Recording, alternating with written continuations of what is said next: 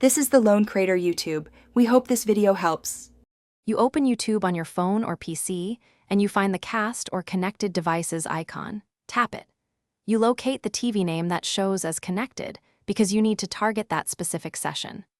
Once you see the device, make sure you're signed into the same account. This avoids disconnecting the wrong device. If you're using a smart TV app, open the account or settings area now so you can compare the device name and prepare to remove or unlink it. You tap the TV icon and select the listed device. Pick Stop Casting to cut the stream immediately. If Stop Casting isn't present, open YouTube settings, then Connected Devices or Watch on TV. There you'll see linked devices you can remove. Once done, choose Remove, Unlink, or Forget. That severs the pairing so the TV won't auto-connect. Make sure to confirm any prompts, because some devices require you to confirm on the TV itself before the unlink completes.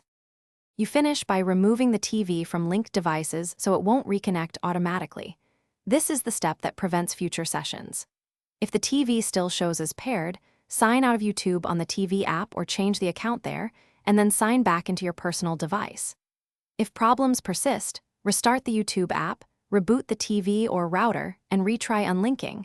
That clears cached sessions and usually resolves lingering connections. If nothing works, factory reset. Thanks for watching. Consider subscribing if we helped you.